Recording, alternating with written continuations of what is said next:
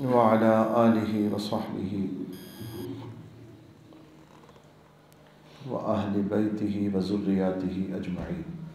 अम्मा बअद, अऊज़ु बिल्लाहि मिनश शैतानिर रजीम, बिस्मिल्लाहिर रहमानिर रहीम।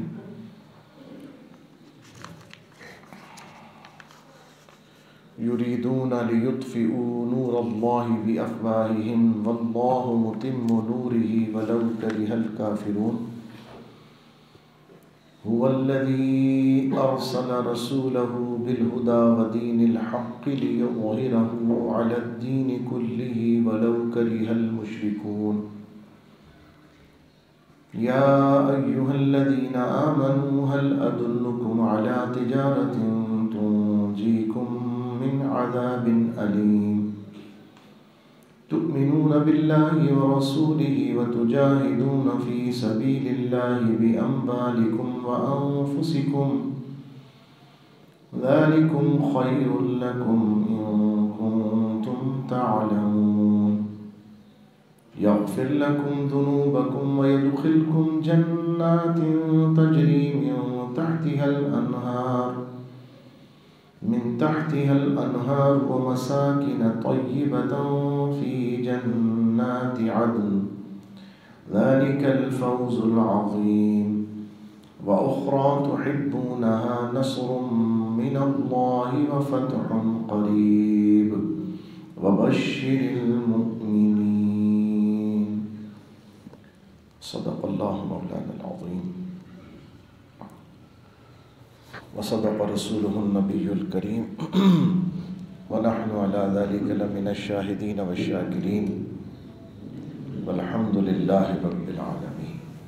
हुवल हबीबुल्लज़ी तुरजा शफ़ाअतुहु लिकुल्लि हव्लिन मिनल अहवालि मुक़्तहिमी। या रब्बी बिल मुस्तफ़ा बल्लिग़ मक़ासिदना वग़फ़िर लना मा मज़ा या वासिअल करमी। या रब्बि सल्लि व सल्लिम दाइमन अबदन अला हबीबिका ख़ैरिल ख़ल्क़ि कुल्लिहिम। ली ख़म्सतुन उत्फ़ी बिहा हर्रल वबाइल हातिमा अल मुस्तफ़ा वल मुर्तज़ा व बनाहुमा वल फ़ातिमा। गौसे आज़म बमने बेसर उसामा मददे क़िबला-ए दी मददे काबा-ए ईमा मददे इंतज़ारे करमे तुस्त मने ऐनी रा। ऐ खुदा जुओ खुदा बीनो खुदा दा मदद। आमीन।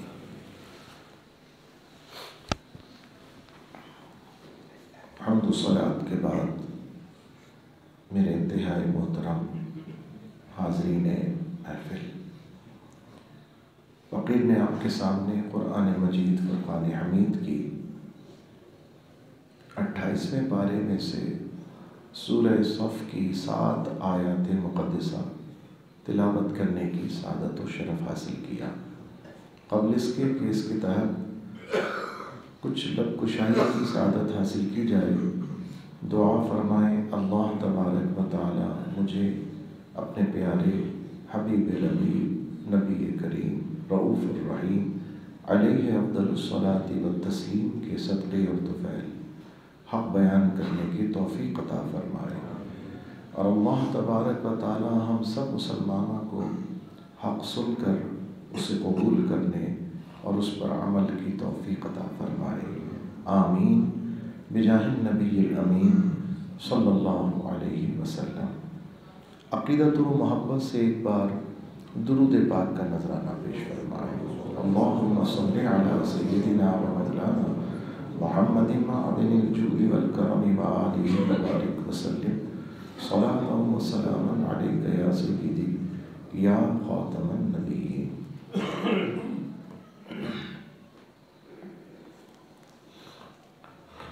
मुअज़्ज़ज़ सामीन किराम, ये आयत मुक़द्दसा जो इस फ़कीर ने तिलावत की हैं,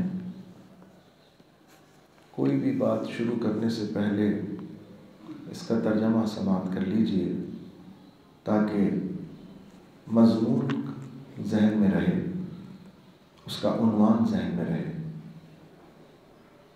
इरशाद बारी ताला हुआ, मैं सिर्फ तर्जमा सुना रहा हूँ। दुश्मनाने दीन ये चाहते हैं कि अल्लाह का नूर अपने मुँह से बुझा दें अल्लाह अपना नूर पूरा फरमाएगा, चाहे काफिरों को कितना बुरा लगे।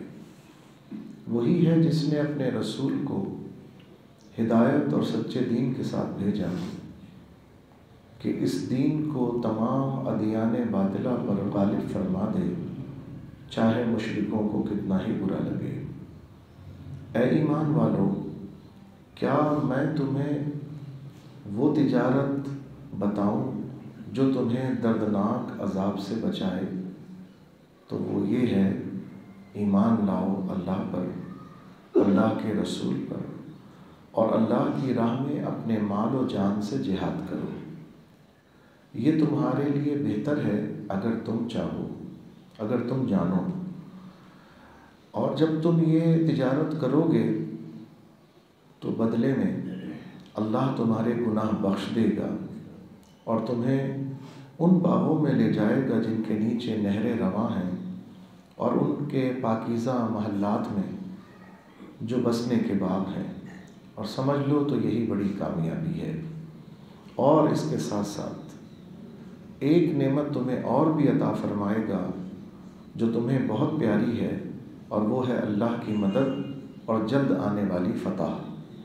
और ए महबूब, मुसलमानों को खुशी सुना दो सल्लल्लाहु अलैहि वसल्लम। ये उन 7 आयात मुक़द्दसा का तर्जमा है जो सूरह सफ़ 28वें पारे में से इस फ़कीर ने आपके सामने तिलावत की है। बात शुरू होती है दीन इस्लाम के दुश्मनों की हरकतों से, साजिशों से। अल्लाह ने फरमाया युरीदून, वो चाहते हैं, लियुत्फ़िऊ नूरल्लाहि बिअफ़वाहिहिम, कि अल्लाह के नूर को अपनी फूंकों से बुझा दें, नूर इलाही को अपने मुंह से बुझा दें। वल्लाहु मुतिम्मु नूरिही वलौ करिहल काफिरून, और अल्लाह की तदबीर गालिब है, अल्लाह बेहतरीन तदबीर फरमाने वाला है। ये अपनी चालें चल रहे हैं, अल्लाह अपनी तदबीर फरमा रहा है। और अल्लाह की तदबीर में यह है कि अल्लाह अपने नूर का मुहाफ़िज़ है, अल्लाह अपने नूर को पूरा फरमाएगा। चाहे काफिर कैसी ही चालें चलें, अल्लाह अपने नूर को पूरा फरमाएगा। अब रब ने फरमाया कि वही है जिसने अपने महबूब को, अपने रसूल को दीन हक़ और हिदायत के साथ भेजा। इसलिए भेजा कि वो अल्लाह के दीन को सारे निज़ामों के ऊपर गालिब फरमा दे, सारे अदियान के ऊपर। जो सिस्टम है अल्लाह का, जो आईन इस्लाम है, जो दस्तूर इस्लामी है, जो निज़ाम इलाही है, गोया जो निज़ाम मुस्तफ़ा है, उसे तमाम सिस्टम्स के ऊपर, तमाम आइनों के ऊपर, तमाम दसातीर के ऊपर, और तमाम जो अदियान हैं, मज़ाहिब हैं, तरीक़ेकार हैं दुनिया चलाने के, सिस्टम चलाने के, मुल्क चलाने के, हर निज़ाम पर अल्लाह का निज़ाम गालिब कर दें। ये रसूल इसलिए आए हैं ताकि वो दीन इलाही को गालिब फरमा दें। चाहे काफिर मुशरिक जलते भुनते रहें, बिलबिलाते रहें, कुड़ते रहें, तकलीफ़ में आ जाएं, नागवारी में महसूस करें, अल्लाह को इसकी परवाह नहीं। अल्लाह गनी है, अल्लाह ताला अपने दीन को गालिब फरमाएगा। ये उस रब का फरमान है, मंशा है, मुराद है। और जो रब की मंशा और मुराद है वो होकर रहेगी। कब होगी इस पर हम बात करेंगे, लेकिन होकर रहेगी। सबसे पहले ईमान वालों को ये यकीन रखना ज़रूरी है कि अल्लाह का दीन गालिब होगा, अल्लाह का दीन गालिब होगा। सोशलिज़म के ऊपर भी गालिब आएगा, कम्युनिज़म के ऊपर भी गालिब आएगा, नेशनलिज़म के ऊपर भी गालिब आएगा, एथिज़म के ऊपर भी गालिब आएगा। हर निज़ाम जो दुनिया में चल रहा है वो अपनी जगह, लेकिन अल्लाह का निज़ाम सब पर गालिब आएगा। ये अल्लाह का इरादा है, और अल्लाह के इरादे को पूरा होने से दुनिया की कोई ताकत नहीं रोक सकती। क्योंकि उसकी शान ये है कि जब वो करने पर इरादा फरमाता है तो 2 तरह से उसकी शान जाहिर करती है। एक ये कि लम्हे में हो जाता है, कुन फयकुन, वो फरमाता है कुन हो जा, और वो चीज़ हो जाती है। और एक सिस्टम ये है कि वो अपने पूरे पीरियड्स को गुजार कर, एक तकदीर के सिस्टम से गुजर कर फिर उसको गलबा अल्लाह ताला अता करता है। मिसाल के तौर पर हुजूर अलैहिस्सलातु वस्सलाम मबूस हुए अल्लाह तबारक व ताला अगर कुन कहता तो हुजूर अलैहिस्सलातु वस्सलाम की दावत पर सब के सब मुसलमान हो जाते, एक ही लम्हे में सब हो जाते, लेकिन नहीं हुआ।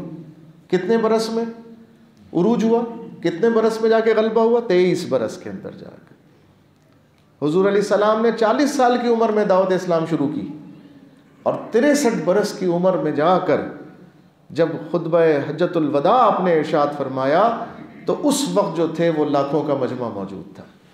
कहाँ एक नहीं था और कहाँ लाखों थे। लेकिन इस फिगर तक पहुँचने के लिए कुन फयकून का तो असर चल रहा है, मगर वो दूसरे सिस्टम के साथ, यानी तकदीर के मामला, कभी उरूज, कभी जवाल, कभी चोट, कभी फूल, कभी ज़ख़म, कभी कुछ, कभी कुछ, कभी कुछ, आजमाइशों के दौर के साथ। तो दुनिया जो है कायम कुन फयकून के तहत हुई है, लेकिन दुनिया चल जो है वो दूसरे सिस्टम के तहत चल रही है, उरूज और जवाल के साथ, खुशी और गम के साथ, तकलीफ़ और राहत के साथ, सहूलत और मुश्किलात के साथ। और इन्हीं से गुज़र कर फिर इंसान कामयाब भी होता है, नाकाम भी होता है।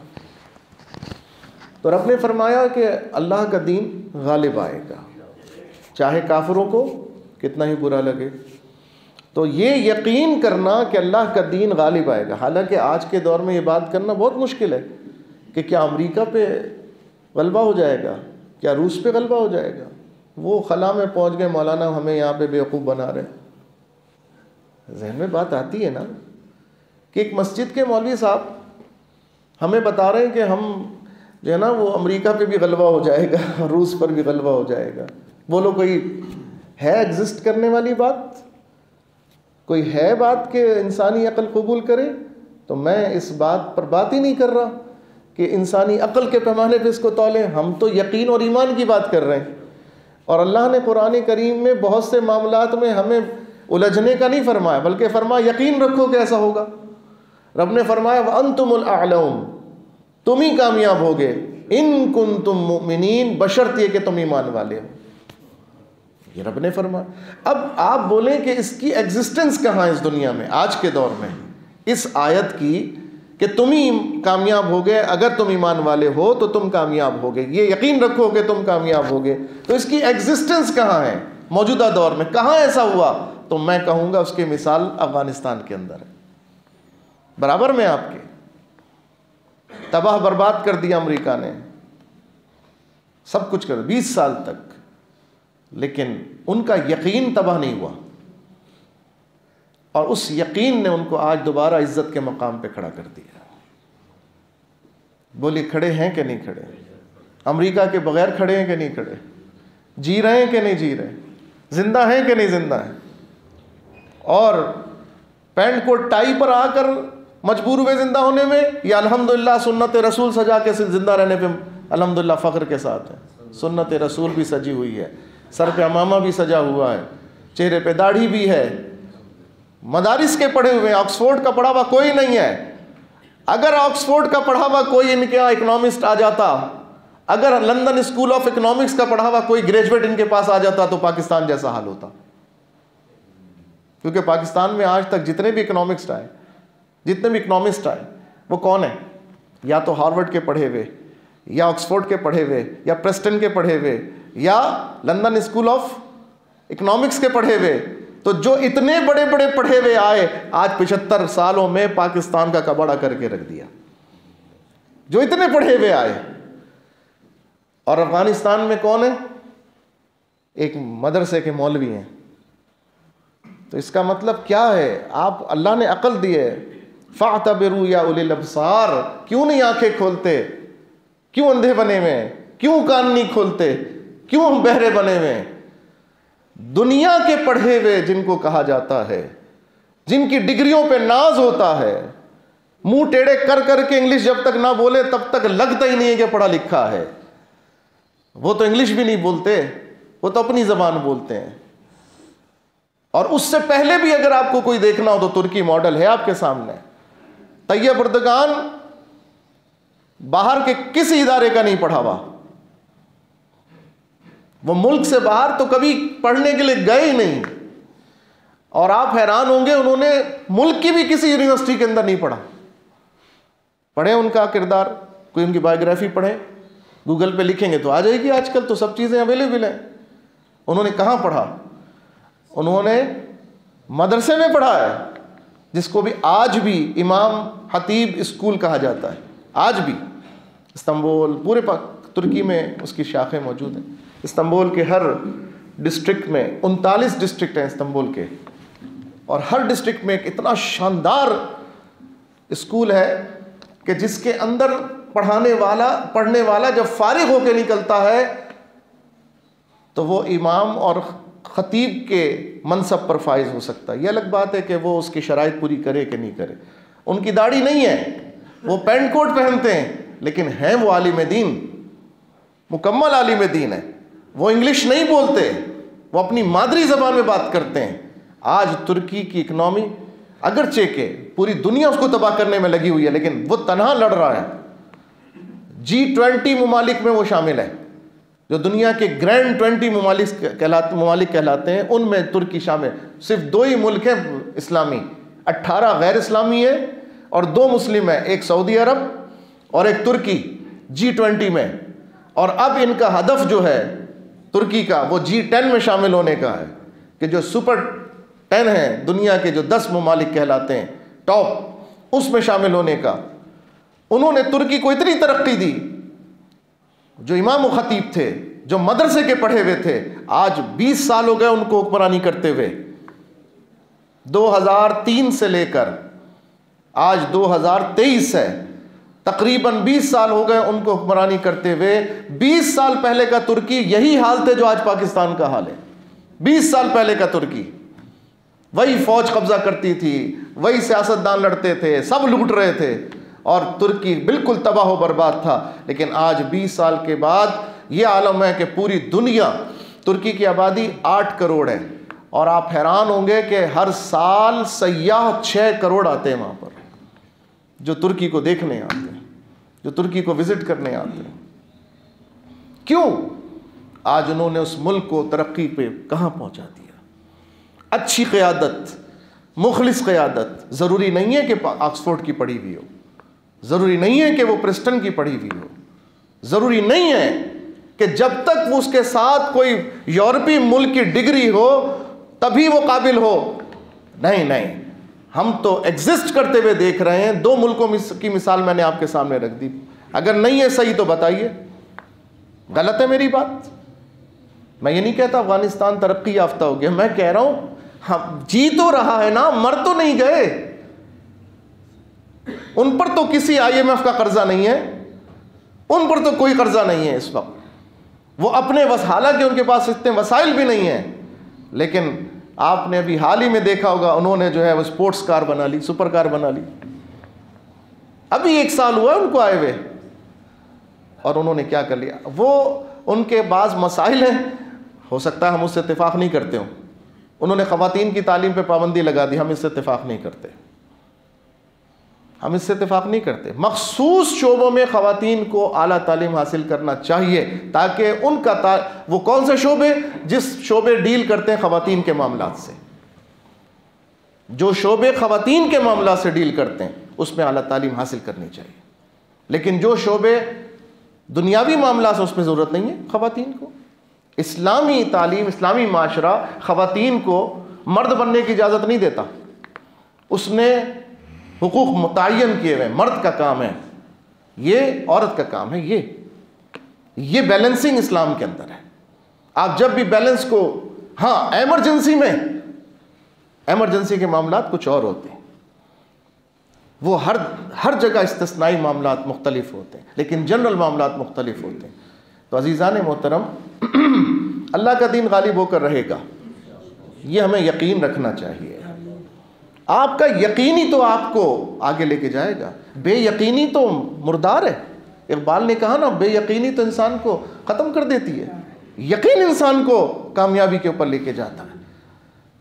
तो जो सबसे पहली बात है वो ये है कि आप अल्लाह के कलाम पर यकीन रखें और दिल से यकीन रखें। जब रब ने फरमाया दीन गालिब होकर रहेगा, तो दीन गालिब होकर रहेगा। अब वो कब होगा, कैसे होगा, ये डिबेट है, इस पर बात करें। इस पर आएँ, इस पे सोचें, इस पे देखें, अपनी खामियां देखें, अपना मुहासबा करें, अपना सेल्फ एनालिसिस करें, तज्जिया करें, अपने आप को देखें, अपने अंदर झांकें, हम कहाँ गलत हैं, हम में कहाँ खामी है, इस बात के ऊपर डिबेट किया जाए। लेकिन दीन इंशाअल्लाह गालिब होकर रहेगा। अब ये आपके नसीब है कि उसके गलबे में आप अपना हिस्सा मिलाते हैं या नहीं मिलाते, ये आपका नसीब है। अल्लाह ने ओपन स्पेस दे दिया हमको, और हमें कह लें कि बिल्कुल फील्ड दे दी हमको। अब हम कैसे बैटिंग करते हैं, हम कैसे स्ट्रोक खेलते हैं, हम कैसे इसके ऊपर परफॉर्म करते हैं, हम कैसे इसके ऊपर अपनी सलाहियतें जो रब ने दी है हमें, और रब ने दी ही हमें इसलिए है कि उसके दीन के गलबे में सलाहियतों को यूज़ करो। अगर अल्लाह ने हमें सेहत दी है तो इसलिए दी है कि हम उसका शुक्र अदा करके उसके दीन को सरबलंद करने में अपना हिस्सा मिलाएं। अल्लाह ने अगर हमें आँख दी है तो इसलिए दी है, अल्लाह ने हमें दिमाग दिया है तो इसलिए दी है, अल्लाह ने हमें ताकत दी है तो इसलिए दी है। आपस में लड़ने के लिए नहीं दी है, आपस में एक दूसरे का गला काटने नहीं दी है, बल्कि दीन को सरबुलंद करने के लिए दी है। इसलिए इमाम अहमद रज़ा ने इसका बड़ा प्यारा तर्जमा किया, बड़ा प्यारा तर्जमा किया। इमाम अहमद रज़ा ने इस मफहूम का कि हमें जो कुछ मिला है दीन के लिए मिला है। अल्लाह ने जो नेमत हमें दी है किसके लिए दी है? अपने दीन के लिए दी है। अपने दीन को गलबे में, सरबुलंदी में लाने के लिए, सर्फ करने के लिए। तो दीन से मुराद क्या है? इस दीन से मुराद क्या है? इस नूर से मुराद क्या है?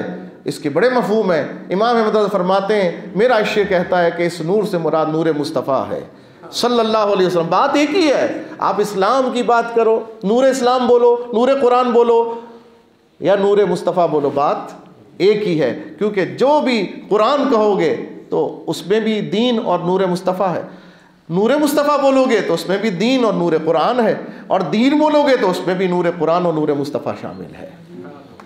नूर मुस्तफ़ा की हिफाजत करें, नूर इस्लाम की हिफाजत करें, हुजूर की इज़्ज़त व नामूस की हिफाजत करें, दीन की हिफाजत होगी तो दीन तख्त पर आएगा इंशाअल्लाह, आएगा, ज़रूर आएगा। ये हमारी कोताही है कि हम नहीं ला सके अब तक। जिन्हें अल्लाह तौफीक दे रहा है वो ला रहे हैं। लेकिन अफसोस इस बात का नहीं है कि दीन तख्त पर आने में अभी तक हम कामयाब नहीं हो सके। ये तो अपनी जगह एक कमी है, वो पूरी हो जाएगी, यकीन है मेरा। जब रब ने कह दिया तो होगा, बस ये यकीन है मेरा। लेकिन अब तक क्यों नहीं आया? अगर हम इसके असबाब पर गौर करें तो दीन कई अदवार में तख्त पर रहा है। हमने तारीख़ को अपने शायद सही से नहीं पढ़ा। पिछली दफ़ा भी हमने तारीख़ की कुछ बातें आपके सामने रखी थी।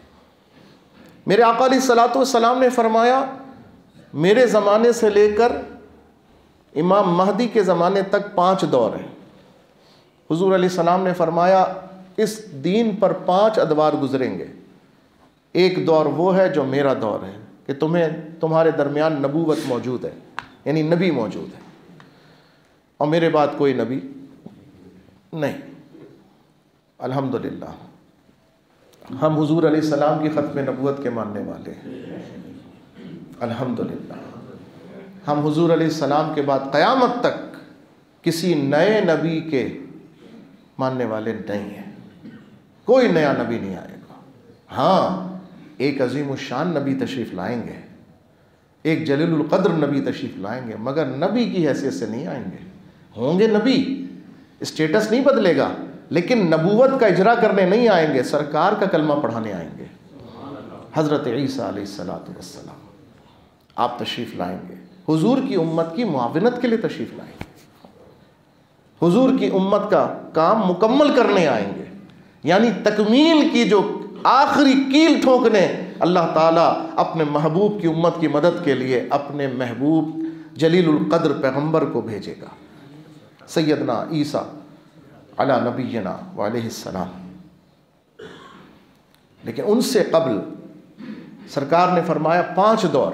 पहला दौर मेरा दौर, ये हदीस शरीफ है, इसे जहनों में याद कर लें। ये हो कर रहेगा, जो मेरे आका के मुंह से निकल गया, दुनिया बदल सकती है, मेरे आका का फरमान नहीं बदलेगा। सरकार का फरमान सच्चा है। सुन लें हदीस शरीफ, हुजूर ने फरमाया मुझसे और आखिरी दौर में 5 अदवार हैं इस उम्मत पर जो गुजरेंगे, दीन के एतबार से, उरूज व ज़वाल के एतबार से। सरकार ने पहला दौर मेरा दौर कि नबूवत तुम्हारे दरमियान मौजूद है और जब तक अल्लाह चाहेगा रहेगी, जब अल्लाह चाहेगा उठा लेगा। उसके बाद जो दौर होगा, सरकार ने फरमाया वो खिलाफत का दौर होगा, और वो खिलाफत जो मेरी तर्ज पर होगी, नबूवत की तर्ज पर होगी, खिलाफत अला मिनहाजुन नबूवत। और वो 30 साल का दौर सरकार ने फरमाया, वो 30 साल का दौर है। ये दूसरा दौर होगा। ये वो दौर है जिसमें अल्लाह ने 5 खुलफा हमें अता फरमाए। मैं बता चुका हूँ पिछली दफ़ा भी। नंबर 1 खलीफा अकबर, खलीफा अव्वल, खलीफा बिला फसल, अफदलुल बशर बादल अंबिया बित्ताक़ीक़ सैयदना अमीरुल मोमिनीन अबी बकर सिद्दीक़ रज़ियल्लाहु ताला अन्हु। नंबर 2 सैयदना फ़ारूक़ आज़म उमर इब्न ख़त्ताब रज़ियल्लाहु तबारक व तआला अन्हु। नंबर 3 सैयदना उस्मान बिन अफ़्फ़ान ज़ुन्नूरैन रज़ियल्लाहु ताला अन्हु। नंबर 4 सैयदना अलीयुल मुर्तज़ा शेर खुदा हैदर कर्रार रज़ियल्लाहु ताला अन्हु। और नंबर 5 सैयदना इमाम हसन मुज्तबा रज़ियल्लाहु ताला अन्हु। ये 5 खुलफा, इनका दौर खुलफाए राशिदीन का दौर है। इनका दौर खुलफाए राशिदीन का दौर है। ये वो खुलफा हैं जिनकी खिलाफत को सरकार ने अपनी नबूवत की तर्ज की खिलाफत बयान फरमाया। यानी इनका हर अमल हुजूर अलैहिस्सलाम की सीरत के ताबे, इनका अंदाज़ हुकूमत सरकार के अंदाज़ हुकूमत के ताबे है सल्लल्लाहु अलैहि वसल्लम। अब इसके बाद जो दौर शुरू होता है, तीसरा, 2 दौर हो गए, एक नबूवत का दौर, दूसरा खिलाफत का दौर, तीसरा सरकार ने फरमाया फिर मलूकियत का दौर शुरू होगा, बादशाहत का दौर शुरू होगा। इसीलिए सैयदना अमीर मुआविया रज़ियल्लाहु ताला अन्हो आपको तारीख़ इस्लाम के अंदर पहले बादशाह इस्लाम होने का एजाज़ हासिल है। हम और बरकत के लिए उन्हें खलीफा भी कहा खलीफा तो बनु अब्बास के भी बादशाहों को कहा जाता था, उस्मान सल्तनत के लोगों को भी कहा जाता था, वो बरकत के लिए कहा जाता है। लेकिन हकीकत में आप इस्लाम की तारीख़ के पहले बादशाह सैयदना अमीर मुआविया रज़ियल्लाहु ताला अन्हु। आपसे जो दौर शुरू हुआ सन 41 हिजरी में, खुलफाए राशिदीन का दौर सन 41 हिजरी में ख़त्म हो गया। सन 11 हिजरी में हुजूर का विसाल हुआ, नबूवत का दौर ख़त्म हुआ। वहाँ से 30 साल लगाइए, सन 41 हिजरी में खिलाफत अला मिनहाजुन नबूवत का दौर ख़त्म हुआ 30 साल। अब मलूकियत का दौर शुरू हुआ और ये सन 41 हिजरी में सैयदना अमीर मुआविया से शुरू हुआ। बनु उमय्या, इस पर पहले उनके बादशाह शुरू हुए और ये तकरीबन 90 बरस चलते चलते ये 132 हिजरी के अंदर बनु उमय्या का खात्मा हुआ और बनु अब्बास काबिज हो गए। 132 हिजरी के अंदर, यानी 90 बरस के, समझिए बात, 90 बरस तक किसका दौर चला? बनु उमय्या के बादशाहान का, जिनमें पहले बादशाह थे सैयदना अमीर मुआविया रज़ियल्लाहु ताला अन्हु। उनके बाद वो नाहंजार था, बदबख्त था, यजीद पलीद। उसके बाद फिर बनु उमय्या में कुछ नेक लोग भी आए, जिनमें ऐसा नाम भी आया जिसके नाम को सुनकर खुलफाए राशिदीन का दौर ताज़ा हो गया। वो नाम था सैयदना उमर बिन अब्दुल अजीज़ रज़ियल्लाहु ताला अन्हु। आप बनु उमय्या में 5वें छठे बादशाह हैं, सैयदना अमीर मुआविया के बाद 5वें या छठे बादशाह हैं। मगर आपका दौर था तो बादशाहत का दौर, मलूकियत का दौर था, लेकिन आपके दौर में अंदाज़े सियासत, अंदाज़े हुकूमत वो इख्तियार किया गया जो अंदाज़े हुकूमत दौर नबूवत में या खुलफाए राशिदीन के दौर में था। हालांकि सिर्फ 2 साल मोहलत मिली। 37 साल की उम्र में खलीफा बने, बादशाह बने, उर्फ में खलीफा कहलाते थे, और 39 साल की उम्र में शहीद हो गए। शहीद कर दिए गए, जहर दे दिया गया। नेकों को तो बर्दाश्त नहीं किया जाता ना। एक सच्चा आज के दौर में भी उठा था, सिर्फ 4 साल, और उसके बाद न जाने कैसे कैसे हरबे इस्तेमाल किए गए और उस सच्चे की आवाज को बंद कर दिया गया। तो उस दौर में भी, हर दौर में यही होता रहा। जो सच्चा था उसे मोहलत तो कम मिली, लेकिन काम वो बड़ा जबरदस्त करके गया हमेशा। जो सच्चे होते हैं मोहलत तो कम मिलती है, लेकिन उनके काम के असरात अल्लाह ताला पूरी उम्मत को अता फरमाता है। सैयदना उमर बिन अब्दुल अजीज का दौर आया, और ऐसा दौर आया, तारीख़ इस्लाम का ये वो दौर है जिसे उलमा ने सैयदना उमर बिन अब्दुल अजीज के दौरे हुकूमत को खुलफाए राशिदीन के दौर में शामिल किया है। इस दौर को भी, उन्हें भी खलीफाए राशिद कहा जाता है। ये छठे खलीफाए राशिद हैं, और आखिरी खलीफा राशिद जो आएंगे अब उनके बाद, अब वो सैयदना इमाम मोहम्मद महदी रदी अल्लाह ताला अन्हु। ये 7 खुलफा राशिदीन हैं तारीख़ इस्लाम के अंदर। 6 आ चुके और 7वें आएंगे इंशाअल्लाह ताला। वो 90 बरस खुलफाए बनु उमैया का दौर रहा। 90 बरस। 132 हिजरी में बनु अब्बास काबिज होते हैं, 132 हिजरी में, और ये ईसवी के एतबार से 750 ईसवी है। 750 ईसवी बनु अब्बास काबिज होते हैं, और तकरीबन उनकी जो हुकूमत है 550 साल रहती है। और कब ख़त्म होती है? जब हलाकू खान बगदाद पे हमला करके आखिरी खलीफा अब्बासी जो खलीफा है उसको तबाह कर देता है, बगदाद को भी तबाह करता है। कब हुआ? 1258 ईस्वी के अंदर। 1258 ईस्वी के अंदर बगदाद पर हमला हलाकू खान ने किया, 1258 ईस्वी के ऊपर। और इसी के 40 साल के बाद, 1299 में सल्तनत उस्मानिया का इजरा हुआ, और उस्मान पहला उसका बादशाह मुकर्रर हुआ, सिर्फ 40 साल के बाद। ये पूरी तारीख़ इस्लामी है जो मारूफ है, आपके सामने रख रहा हूँ, उसके अदवार बता रहा हूँ। ये सारे दौर मलूकियत के दौर चल रहे हैं। हुजूर ने फरमाया तीसरा दौर मलूकियत का दौर होगा, फिर फरमाया चौथा दौर जब्र की हुकूमत होगी, जुल्म और जब्र की हुकूमत होगी। तो जो आज का दौर है, बुजुर्गों ने फरमाया उस कौले मुबारक से मुराद आज का दौर है। आज किसका निज़ाम चल रहा है? New world order. किसका चल रहा है? अमेरिका। और बोली सबकी एक है, सिर्फ चेहरे शनाख्त के मुख्तलिफ हैं। बंटवारे के लिए हिस्से अलग अलग लेने के लिए, कोई शेर है, कोई भेड़िया है, कोई है, चेहरे मुख्तलिफ हैं। तो एक तरफ अमेरिका है, एक तरफ रूस है, एक तरफ यूरोप है, और एक तरफ चाइना, एक तरफ इंडिया। ये 5 कुफ्र की बड़ी ताकतें हैं जो दुनिया में एग्जिस्ट कर रही हैं, लेकिन निज़ाम एक ही चल रहा है जो कुफ्र का निज़ाम है। पूरी दुनिया के अंदर अमेरिका का निज़ाम चल रहा है, ये जब्र की हुकूमत चल रही है। चौथा दौर है, सरकार ने फरमाया, और फरमाया जब तक अल्लाह चाहेगा ये दौर रहेगा, और जब अल्लाह चाहेगा ये दौर ख़त्म होगा, और फिर इंशाअल्लाह दोबारा मेरे खुलफा के तर्ज पर अल्लाह ताला एक बेहतरीन हुक्मरान खलीफा अता फरमाएगा। फिर खिलाफत अला मिनहाजुन नबुव्वत का दौर शुरू होगा, और फरमाया वो खलीफा मेरी नस्ल में से, मेरे अहले बैत में से सैयदना इमाम मोहम्मद महदी रदी अल्लाह ताला अन्हो वो होंगे। यानी अब हम जिस दौर में रह रहे हैं वो चौथा दौर है, और सरकार अलैहिस्सलाम ने 5वें दौर की भी बशारत अता फरमाई। इस यकीन पर मैं कह रहा हूँ कि कुरान भी हिदायत कर रहा है कि ये रसूल इसलिए आए हैं ताकि दीन को गालिब कर दें। इंशाअल्लाह दीन के गलबे का, मुकम्मल गलबे का दौर अब करीब आ रहा है।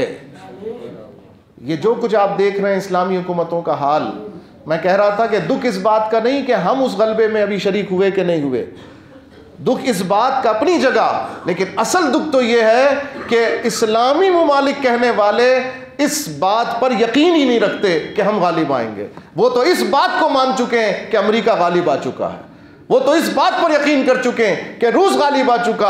अरे अफगानिस्तान के मुसलमानों ने इस पर यकीन नहीं किया, अल्लाह पर यकीन किया।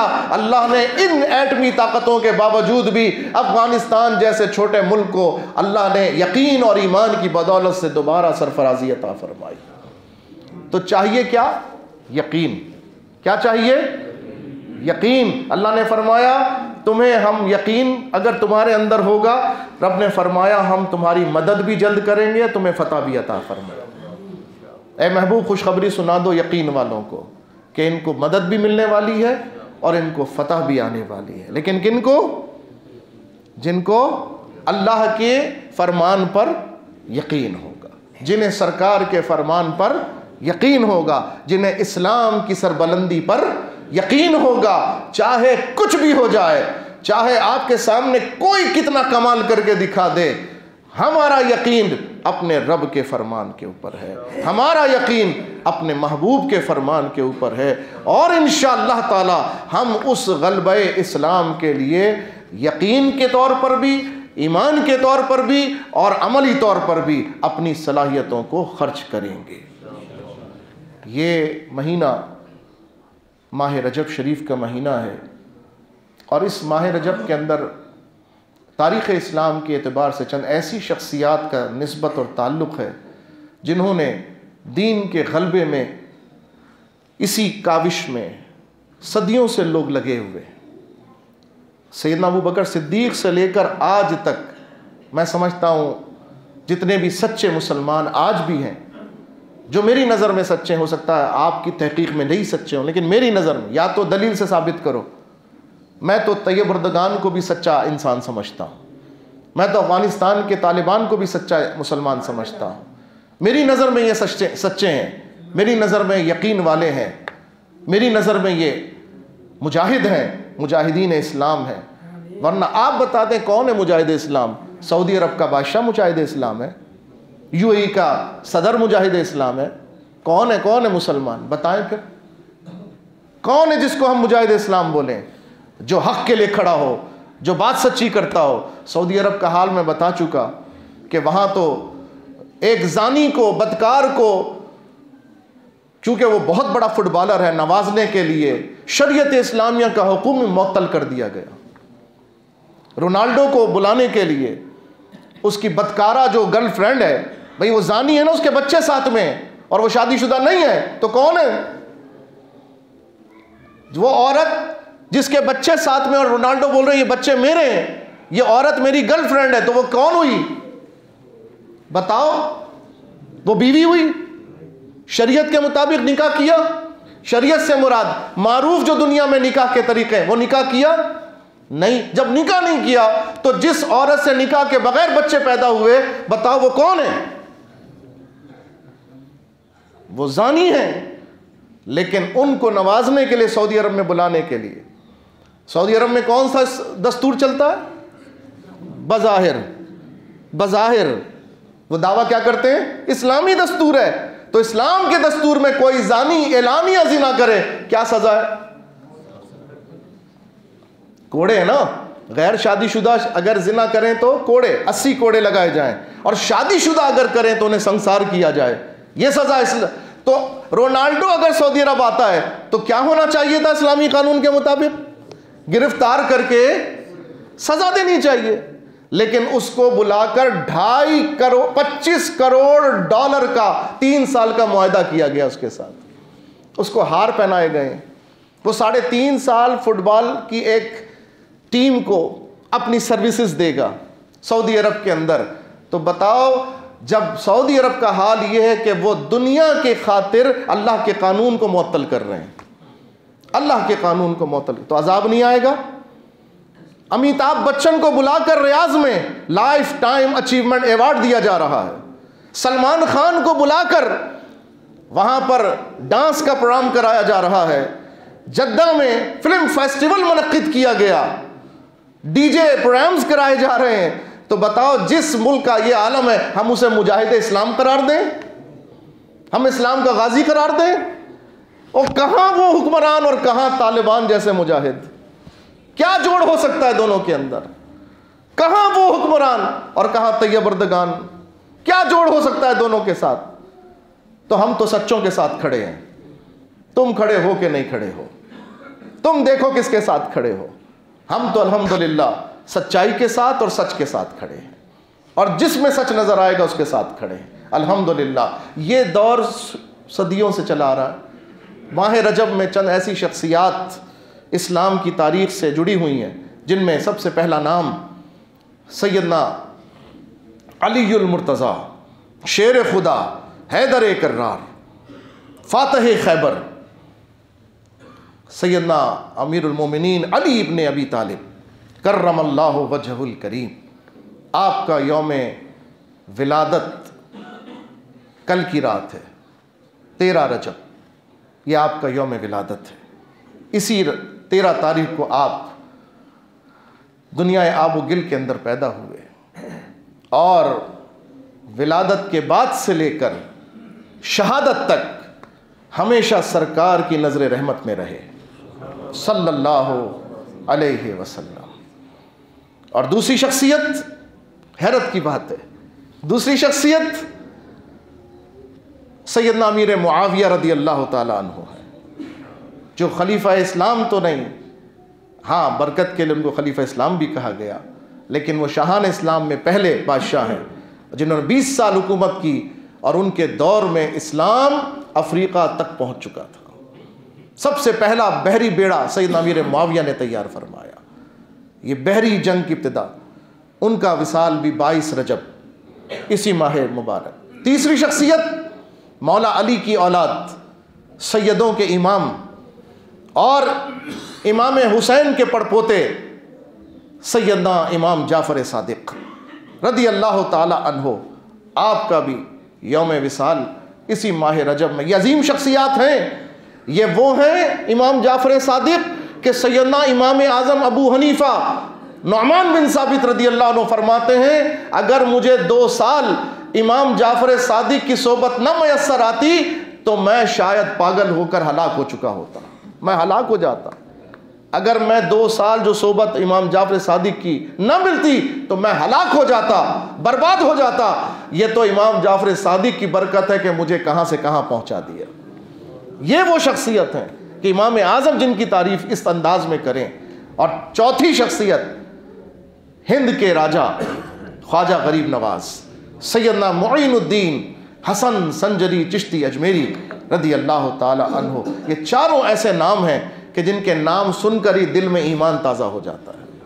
इनकी शख्सियत पढ़ें, इनकी करामतें अलग बात हैं, इनकी शख्सियत पढ़ें, इनकी सीरत पढ़ें, देखें इन्होंने सारी ज़िंदगी सरकार के दीन को तख्त पर लाने के लिए कैसी जिद्दोजहद फरमाई, और जब इखलास से जिद्दोजहद की तो 800 साल के बाद भी ख्वाजा साहब का नाम हमारे मुंह के ऊपर चढ़ा हुआ है। ख्वाजा साहब की बरकतें अल्लाह ताला हम सबको अता फरमाए। अल्लाह ताला मौका मिलेगा तो मैं आपको इंशाअल्लाह अगले जुमे बताऊंगा कि ख्वाजा साहब का इस बर्रे सगीर पाक व हिंद में हमारे इस्लाम से, यानी यहाँ के बसने वालों के इस्लाम से, और यहाँ पर जो उनके आने के बाद 700 साल जो अल्लाह ने इस्लामी हुकूमत अता फरमाई, उसमें कितना बड़ा किरदार है। इंशाअल्लाह ताला मैं अगले जुमे आपके सामने अर्ज़ करूँगा।